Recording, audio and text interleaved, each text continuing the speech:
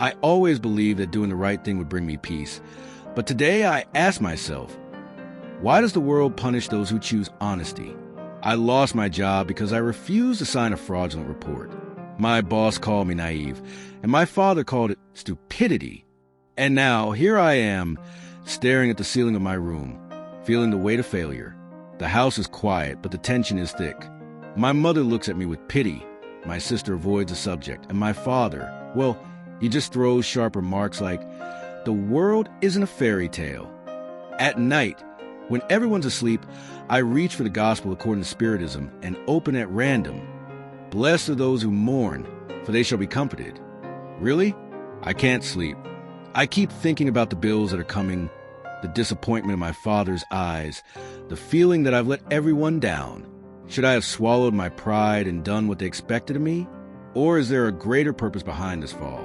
I pray, but the words feel hollow. If God tests those he loves, why does this test hurt so much? Maybe I still don't understand the true meaning of voluntary trials. Did I choose this at some point in my spiritual past? Or am I just reaping what I sowed? The worst part isn't being unemployed. It's feeling like I've somehow failed myself. But something deep inside whispers, what if this fall is the first step towards something greater? Tomorrow, I'll get up and try again. Because giving up is not an option. I just didn't expect that. The next morning, a simple breakfast conversation would trigger the biggest crisis our family has ever faced. I never imagined that a cup of coffee with milk could turn into a battlefield. I mentioned my desire to volunteer at the local shelter, and it was as if I had declared war. My father nearly choked. "You're not ashamed enough of being unemployed, and now you want to play the saint?" My mother tried to calm things down, but her hands were shaking. Laura pretended not to be listening, but I caught her expression, a mix of admiration and fear. Was she afraid I was giving up on life? Or afraid that she too wanted to do something different? I left the house with no destination in mind. I walked past the shelter and saw the children playing. One of them, no older than 6, called out to me, "Hey, mister, are you coming here now?" I smiled, but the question echoed in my mind. Why does helping others seem like a mistake when you're not doing well in life? I came back home that night. My father ignored me. My mother left a plate of food in the microwave. Laura had locked herself in her room. The silence was louder than any shouting. I picked up Kardec's book again, searching for answers, but tonight the words just blurred together. I lay in bed thinking, maybe my family is right. Maybe I should just focus on myself, make money, be successful. But then, why does that feel so empty? The next day, I found out Laura was gone, and suddenly, all my problems felt small. I never believed in coincidences, but that man appeared in my life at the exact moment I needed him most. I was sitting on a bench in the square, watching the birds and wondering if my existence had any purpose, when he approached. He didn't say a word, just sat beside me in silence, as if honoring the storm raging inside me. He must have been around 60, with gray hair and calm eyes. After a while, he asked if I was okay. I don't know why, but I answered truthfully, "No, I feel lost."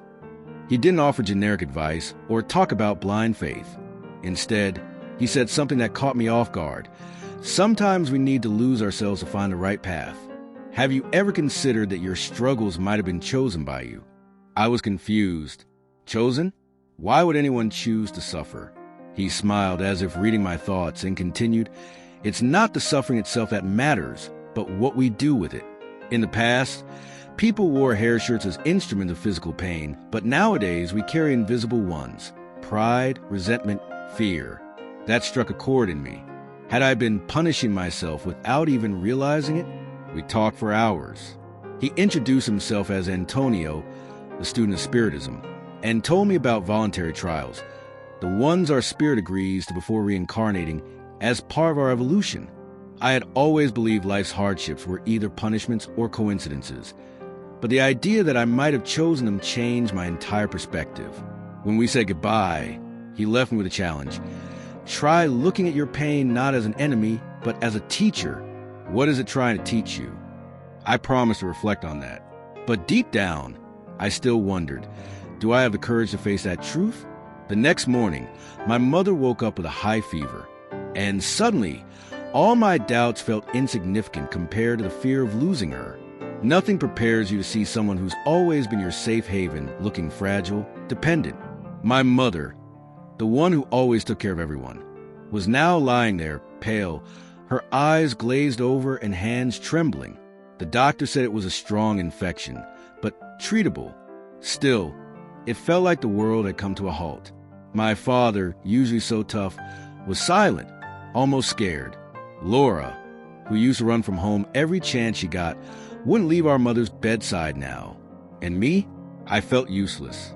I prayed, took spiritual passes, tried to stay calm, but fear sat on my chest like a weight. I remembered Antonio's words. Trials are opportunities in disguise. But how could illness possibly be an opportunity? It was my mother, even in her weakness, who gave me the answer. In a moment of clarity, she grabbed my arm and whispered, "Daniel, don't be afraid. Everything passes." That's when it hit me. She wasn't afraid. I was the one who always talked about faith, and now I was trembling in the face of my first real trial. That night, I picked up the gospel according to Spiritism and read about the blessings promised to the afflicted. It said the pains of life are like fire purifying gold. Were we all being purified? My mother through illness, my father through losing control, me through the fear of loss. On the third day, her fever broke. She smiled for the first time, and in a rare gesture, my father brought her flowers. It was a relief, but also a wake-up call. Life is fragile. And maybe I was wasting mine fighting shadows. Then Laura disappeared again. But this time, she left a note. And what she wrote made me run out into the street like a madman. Laura's note was on the kitchen table. Scribble in a hurry. I can't take any more. I need to disappear. My hands trembled as I read it. Was this my fault? I'd been so wrapped up in my own problems lately that I hadn't even noticed how far she was sinking. I grabbed my phone and called her, but it went straight to voicemail. I sent message after message, no reply. My father, still shaken from my mom's illness, got angry. She just wants attention. But I knew that wasn't true. Something was wrong. I could feel it. I went out into the neighborhood, asking around in diners, pharmacies, even some sketchy bars. No one had seen Laura, a boy around 15, selling candy at a traffic light. Said he'd seen her getting into a dark car. My blood ran cold. Why would she do that? That's when I remember Raphael, an old friend of hers who'd always hung out with a bad crowd. I went to his place, even knowing it might be dangerous. When I knocked, a pale, skinny guy with red eyes opened the door. "She's not here," he said. But I didn't believe him. I walked in without waiting for permission and saw her on the couch, her eyes distant, like she wasn't even there. "Laura." She slowly looked up, as if she recognized me from another world. "Let's go home," I said, trying not to cry. She shook her head. "I don't have a home." In that moment, I realized my sister wasn't running from us. She was running from herself. And if I couldn't bring her back, who knows what might happen. I took Laura home in silence. She didn't say anything, and neither did I. What could I say? That everything was going to be okay? I didn't even believe that anymore. My mom cried when she saw us walk in, and my dad, well, he just turned his face away. That night, while Laura slept, my dad and I faced each other in the kitchen. "She's going to destroy this family," he muttered. Something inside me snapped. "No, Dad. What's destroying this family is our inability to talk to each other." He stood still, as if I had slapped him. It was the first time I ever raised my voice to him. And to my surprise, he didn't yell back. He just turned around and walked away, leaving the door open behind him. I expected anger, but all I felt was emptiness. Was his pride greater than his love? The next day, I went to the Spiritist Center, where Antonio gave lectures. I needed answers. He listened quietly and then said, "The greatest solace is the one we place in our own hearts. Pride, resentment, the inability to forgive. Your father is not your enemy, Daniel. He's just trapped in an armor. He doesn't know how to take off." I went back home thinking about that. Maybe I was wrong to fight. Maybe what my father needed wasn't confrontation, but patience. But how do you have patience with someone who's always hurt you? In the middle of the night, I heard footsteps in the hallway. It was my dad, standing at Laura's bedroom door, watching her sleep. And for the first time in my life, I saw tears in his eyes. I woke up to a noise in the kitchen. It was Laura, rummaging through the cabinets like she was looking for something. When she saw me, she didn't look away like she usually did. She looked me straight in the eyes with an expression I hadn't seen in years. "Is there coffee?" she asked, like it was just another normal day, as if the last few weeks hadn't happened at all. I froze. Was this the old Laura? Or was she pretending, trying to keep us calm? I made the coffee in silence, watching her movements. She seemed more present, but there was something different. A shadow in her eyes, like part of her had been left behind that night on Raphael's couch. My dad appeared in the doorway, hesitant. Laura looked at him and, without saying a word, poured another cup and held out to him.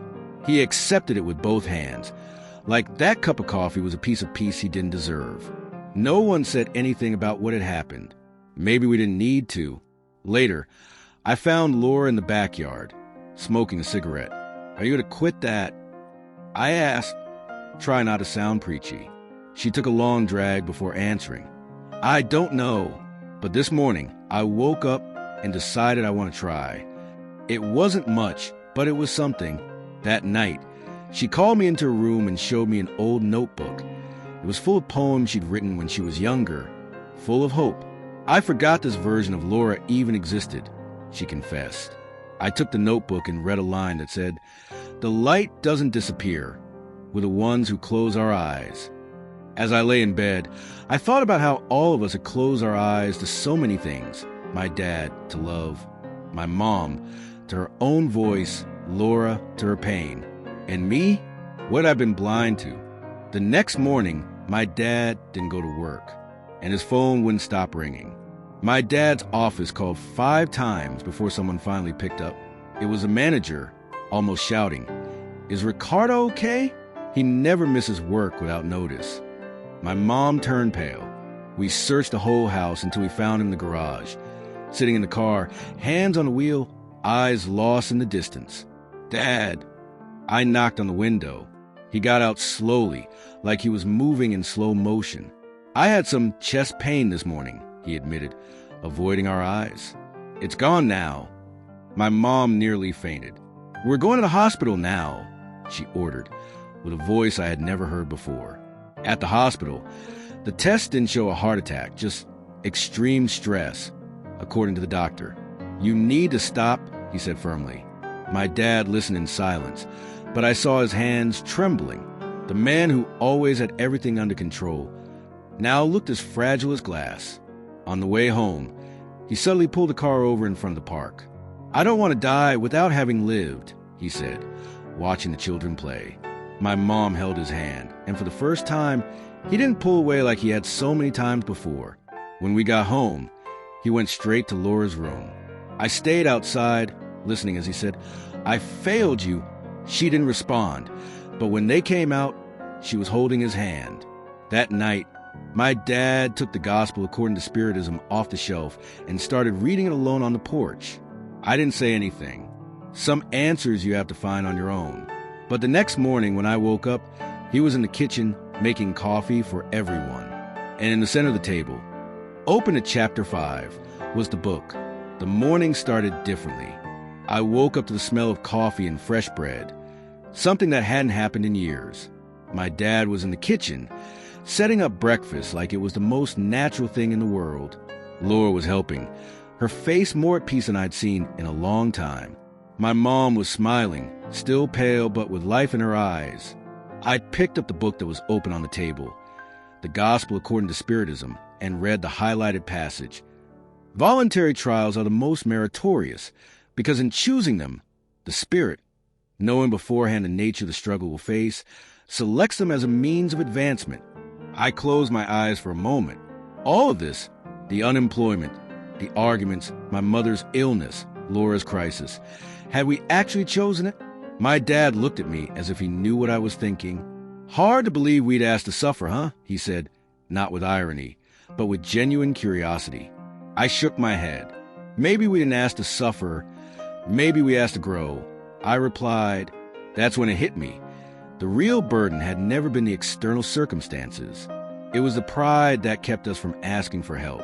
It was the fear that kept us apart. It was the stubborn belief that we had to carry everything alone. That afternoon, we all sat in the living room, and without planning it, we started to talk, really talk. Laura shared her fears. My dad admitted his insecurities.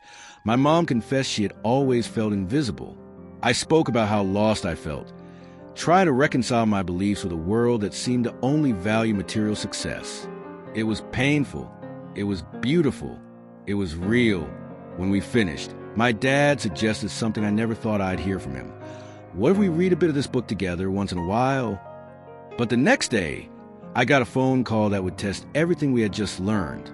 It was the company where I had worked. My former boss, with an embarrassed voice, offered me the job back, and even a better position. We need people like you, he said. I hung up the phone and laughed to myself. The universe had an interesting sense of humor. I told my family during dinner. My father almost knocked over his glass. Are you going to accept it? He asked, trying to hide his anxiety. I looked around the table. My mother more flushed, Laura more present, my father more human, and I understood that this decision was not just about me. I'll accept, but with a few conditions, I replied. Conditions that included flexible hours to continue my volunteer work at the shelter, and even the possibility of involving the company in social projects.